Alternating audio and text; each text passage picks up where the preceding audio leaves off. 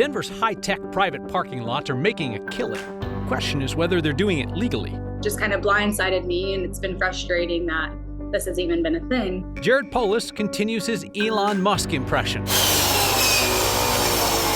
with a buzzy announcement of a way to cut government waste that may or may not actually cut government waste. Colorado's hungriest wolf is about to get out of wolf jail. Wildlife workers are going to turn loose the wolf they know has been making meals of livestock. A Denver institution on Federal is closing after 66 years. Even if you know the taco house, you probably don't know the wild story of who owned it first. Well, a lot has changed in 66 years. A lot can change in 30 minutes. Just watch. This is next. PRRS might as well be a curse word in Denver. That is Parking Revenue Recovery Service. The people who give out the tickets for private parking lots downtown. $87 ticket. If you don't pay it, they threaten to send you to collections.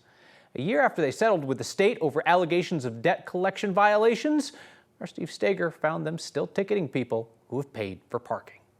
My friend and I parked there just to go to a ring-making class across the street. Went to a restaurant. I came here for a date night with my wife. Mackenzie, Mark, and Darren are complete strangers who now share a common bond. They all parked at this lot at the corner of 15th and Boulder in Lodi. Scanned the QR code. I paid $17 to park for a couple of hours. Got on the app and paid for my parking on the phone. They all paid on time. I paid right over there in the kiosk. And weeks later, they all got a letter telling them they didn't pay and that they owed $87.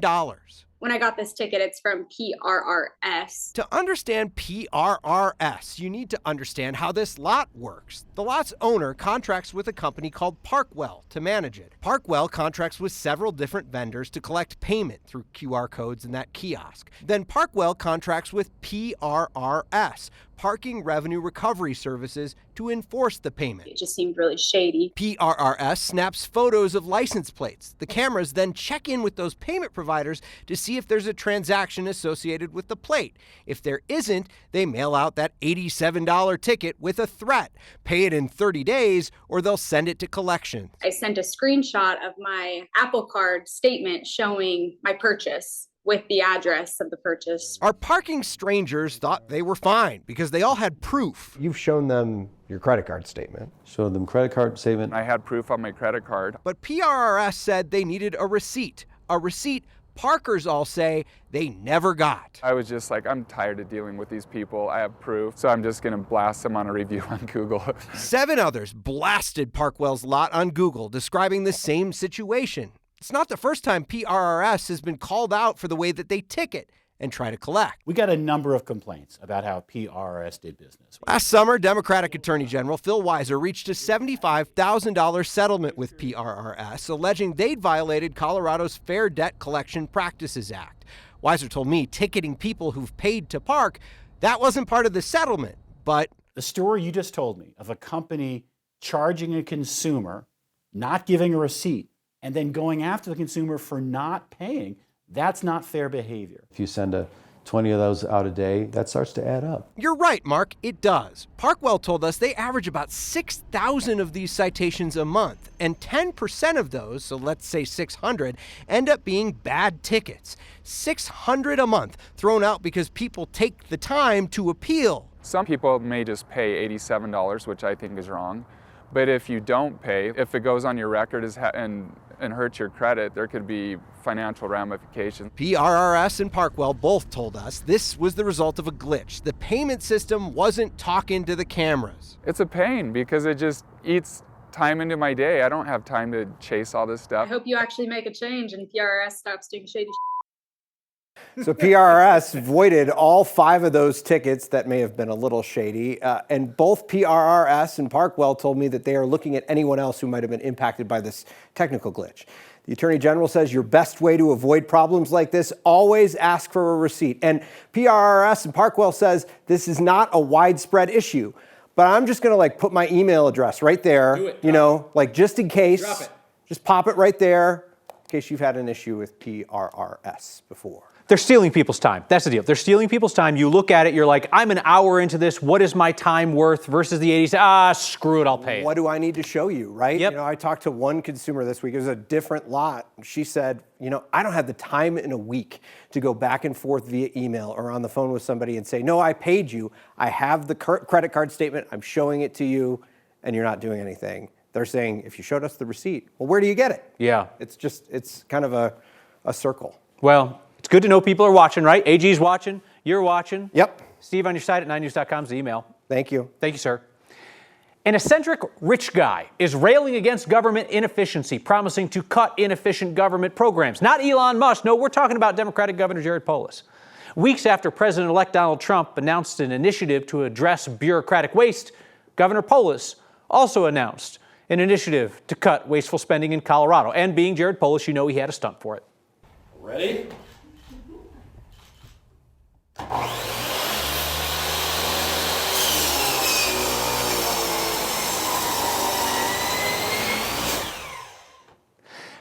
I will say the stance does not suggest a familiarity with that power tool, but you know what? The governor did manage to shred through those 208 executive orders that he described as outdated or unnecessary. And with copious amounts of paper dust in the air, he went on to say that he was getting rid of these old executive orders, some date back nearly a century. Now, what are they actually costing Colorado, right? Where is the waste?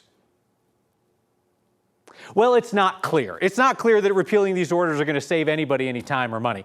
Several of the orders set up task forces or councils that are long since over. One was for a 1958 license plate. Like, how's that costing people money now? Polis says ditching them will mostly cut down on clerical work. This directs and prioritizes resources. So what this can do is free up state employee time to do higher and better use of what they're doing. And then some of the things might have been obsolete, counterproductive, redundant, for a different world that we don't live in today. Polis swears that he is not mimicking Elon Musk and Donald Trump's Department of Government Efficiency, despite the fact that Polis has repeatedly attempted recently to get Elon Musk to notice him and his cost-cutting ideas through social media posts. Polis insists they've been in the works with state employees for like 6 months. He's also asking state legislators and the business community to flag other inefficiencies in state law. Now, if you just watch that and you're thinking that sawing through a stack of executive orders is the most cringe thing that Governor Polis has done, that is really unfair of you, because you are forgetting the more cringy stunt where he tried to break a glass box with a baseball bat to unveil a special session announcement. Break in case of emergency set. Took a couple whacks there to get through the glass. So if we're being fair and accurate, which is what we hope to do, that was way more cringe than sawing through those papers. Colorado has the 9th most active duty military personnel of any state, about 38,000 people in our state actively serving. Whether or not they will be led by Fox News personality and veteran Pete Hegseth will be up to the U.S. Senate and whether senators confirm President-elect Donald Trump's pick to lead the Pentagon. Hegseth has faced questions on several fronts, starting with his lack of experience for the role of leading the Pentagon, along with his comments that women don't belong in combat, and reports of Hegseth's history of excessive drinking and marital infidelity. Now, those last two personal issues, they can be disqualifying for a service member going for a security clearance. I asked Democratic Congressman Jason Crow about that this week. Based on what has been publicly reported about Pete Hegseth's excessive drinking and marital infidelity, do you think that he could get a security clearance if he was a rank-and-file member of the U.S. military? Well, I'm doubtful of that. I don't know specifically because we still haven't had the hearings, right? The FBI hasn't done the full background check on Pete Hegseth. There haven't been Senate hearings, so that is the process that needs to happen. Went on to say that he's particularly bothered by Hegseth's repeated insistence that women who are currently serving in combat roles today should not be allowed to do that.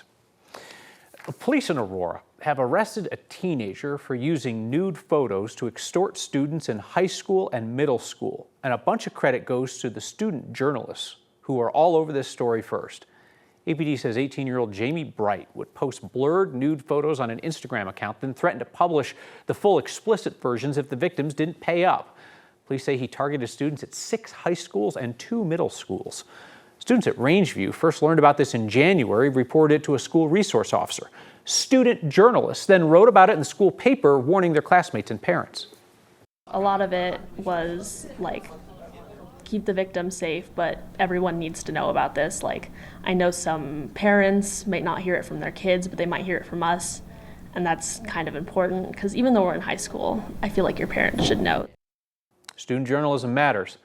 APD says Bright had 2 accomplices in this, a 14-year-old and a 17-year-old that police are not naming due to their age. A very hungry wolf has been in timeout for months. Colorado's plans to re-release her doesn't sit well with ranchers who know that their livestock is one of her favorite foods. Before we could come in, the cops had to come in and check for bombs to make sure this place was safe. Bombs? That's not how most taco joints get their start. But Denver's Taco House lasted 66 years after that wild beginning. Lasted till now. That's next. For about 3 months now, Colorado Parks and Wildlife has been holding a pack of wolves in wolf jail after at least one of the wolves in that pack snacked on livestock. We've learned CPW is quietly planning on re-releasing those wolves this winter. The Copper Creek pack, male, female, and their pups, were brought in Grand County in September after ranchers complained the wolves were killing their animals. CPW says the male wolf was responsible for most of the kills, and it died shortly after being captured. But according to CPW numbers from April to June, the female wolf was also responsible for killing livestock at least once, maybe as many as 3 times. Her re-release appears to violate the state's wolf management plan, which says that what they call depredating wolves shouldn't just be moved around the state because, quote, this is viewed as translocating the problem along with the wolves. The Colorado Cattlemen's Association wants the state to follow its own plan. CPW has to figure out the line in the sand and say, we will not do this, and clearly communicate that to both the wolf advocates and the livestock producers, because this wishy-washiness does not help anyone in this situation. In September, CPW's director reminded state legislators that the wolf plan is not law, and the plan calls for flexibility, what others might call wishy-washiness. The state's planning to start a range rider program next year, training some response teams to actually go out and protect herds on range from wolf packs. Let's turn to meteorologist Corey Reppenhagen for a look ahead this week. Hey, Corey. Hey, Kyle, there's absolutely no wishy-washiness in the forecast. We have a small storm system rolling across the state tomorrow. Very little impacts here on the Front Range. Here's your low temperatures tomorrow morning, 27 in Denver.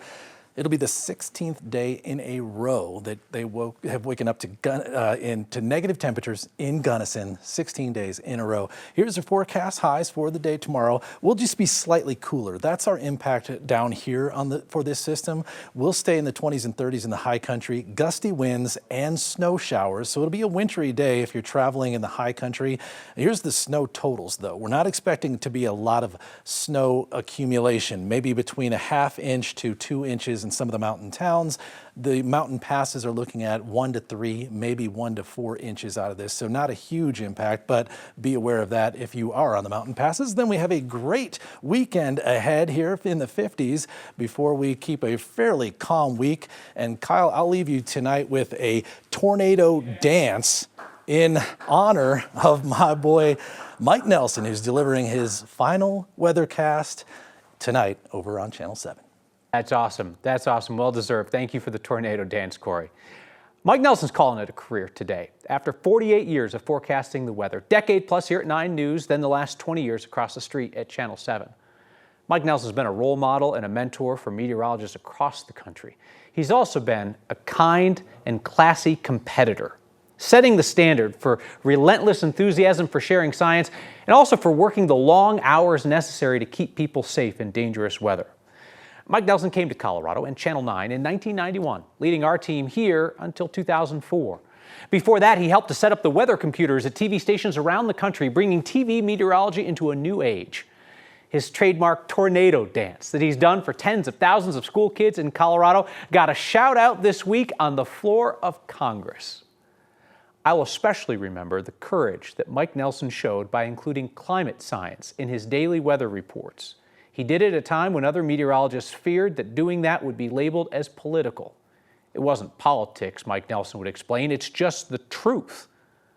In standing up for the truth, Mike Nelson impacted broadcasters beyond the world of weather because regardless of whether you were his colleague or a competitor across town, whether you were a meteorologist or a journalist, Mike Nelson cheered you on publicly when you were pursuing the truth. For that, among many things, he's going to be missed on air. All the best, Mike. Congratulations on an exceptional career. I don't believe my dad ever thought this would be open 66 years later. That's a heck of a run for a family business and a lot of tacos. Perhaps you've heard the Taco House on Federal is closing after 66 years. Bet you haven't heard who owned that place before it started slinging tens of thousands of tacos over generations. It is an odd connection to a dark moment in Colorado history. Then lots of tacos. I think it's historic that it's been in the same family for 66 years, almost 67. So that's a long time ago. I can remember all of it. Can you? Yeah. My dad started this restaurant in 1958. My dad's name was Gerald H. Bevelheimer. I remember my grandfather mixing spices, and he would fix me drinks out of the pop machine. He was a wonderful man. I was 13 in 1958. It was the first job I ever had. We've maintained pretty much the character of it. I don't think we've really made very many significant changes at all, except for the addition back in the early 60s. What's really historic about this restaurant, it used to be called the Crown A Restaurant. When we first opened, everybody came in and asked about Crown A Drive-In. I know some customers have come in and talked about it. Because Graham owned this building. John Gilbert Graham. Graham, he blew up the United Airlines just to get the life insurance policy. And when my dad decided to come here to do this restaurant, before we could come in, the cops had to come in and check for bombs to make sure this place was safe. They were worried that there would be bombs in here because he blew up the plane, so. Probably after we were in here a year, it was never brought up again. I don't believe my dad ever thought this would be open 66 years later. We are back with feedback from a viewer named Jared Polis. I think it's Jared Polis. That's next. We are honored each time you invite Next into your home, but especially when you invite us into your home as a holiday ornament. By popular demand, we've been putting out a printable Next holiday ornament every year since the pandemic. Here's this year's. It's our festive celebration of the governor's wolf-freeing photo op. You can find it on our website. Head to the next section of 9news.com. That's where you can download your own copy to print at home. You can also find all of the previous years, dating back to 2020's version, which was the woodpile behind my basement studio fireplace. Feedback on this tonight from Jared in Boulder. Oh yes, that would be Governor Jared Polis, who shared the holiday ornament with the caption, "Happy Holidays. The wolves are really showing off their holiday spirit." I'll say this, whether you like or dislike that man's politics, I respect anybody who, when they get trolled publicly, just trolls back publicly. More feedback tonight on Steve Steger's report on parking. Austin says that he paid the fine after he paid for the parking. He said it was brutal. Jeffrey says his wife did the exact same thing and wonders if maybe that company should be liable to pay back all of those individuals. Something to think about. Happy holidays.